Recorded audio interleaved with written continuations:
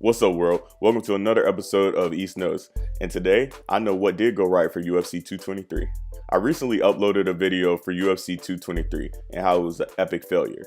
From the Conor McGregor fiasco and him storming Brooklyn's Barclays Center, to Khabib being asked to fight 5 different opponents within a week, to us losing fighters like Paul Felder, Bruce Leroy, Anthony Showtime Pettis, all due to the injuries sustained from this incident.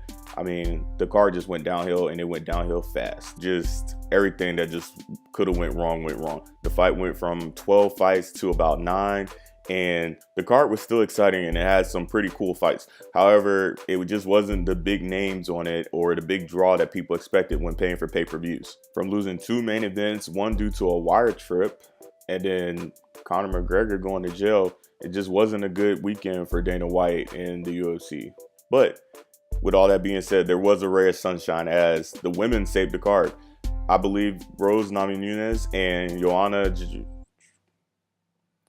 I'll just call her Joanna, basically saved this card as they just went to war. They had a 5-round war, and they gave us what we expected from a grudge match. Last time they were in Brooklyn, Rose was able to shock the world as she finished off Joanna with strikes and was able to take the belt. Joanna blamed weight cutting issues on why she wasn't able to compete well, and I'm not sure how legit that was, but she was definitely ready to go this time at UFC 223. This was definitely a grudge match. Joanna talked a lot of trash the first bout, and then she came into this one claiming that the weight cut was the reason that she took the L in the last fight. So Rose wanted to prove herself, Joanna wanted to prove herself, and they came in and both put their hearts on the line. They definitely both had significant damage to their face. Joanna with a lot of just cuts, and she definitely was very bloody after the fight. Rose came in and she ended up being very bruised and had a lot of black spots on her face. And both ladies definitely, I mean, you could see it on their face that they came in with bad intentions to cause pain. I mean, this was an actual 5-round war and worthy of it being a championship fight. Both ladies got in there and they got after it, and it was a very entertaining fight, probably one of the most entertaining fights of the night, and I was very happy to see it. Going into the 5th round, on my personal scorecard, I had the fight going 2-2, and the announcers also had it 2-2 because the fight was very close. Rose, I believe, took the first 2 rounds, and then Joanna took the next 2 rounds with a high volume count. And the 5th round of this championship bout definitely provided what it was supposed to. A showcase of talent and skill and just a lot of desire to win. On top of the fight just being a good fight and both of them being big names, I believe that the reason why the UFC got this fight right was because these are the 2 best strawweights in the world. I think when we look back at the women's strawweight division and just UFC 223 as a whole, I think we'll be very happy to see that these 2 met at this time.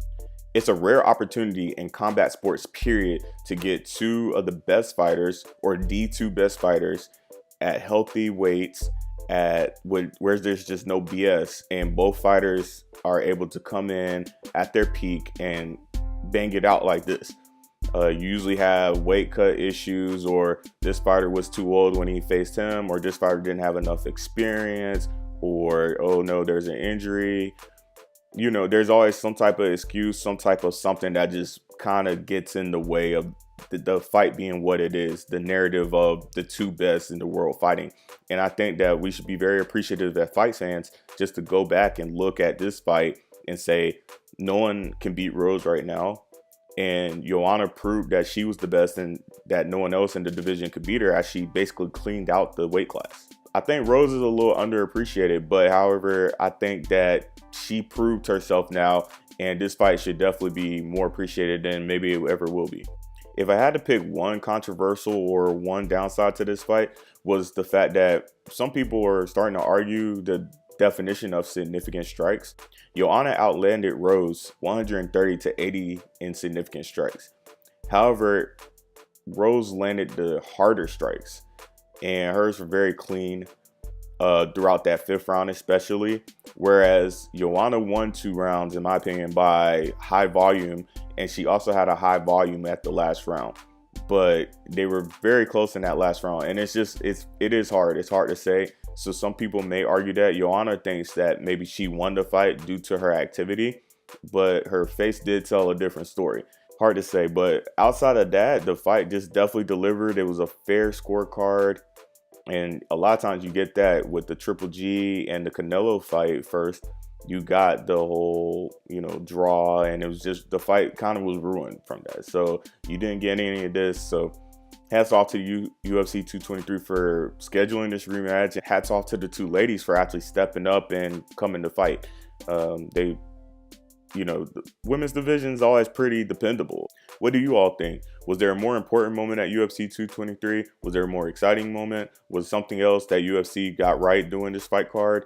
Or maybe the Khabib Ben Ala Quinta fight, was that a bigger moment than this? Let me know in the comment section what you guys think.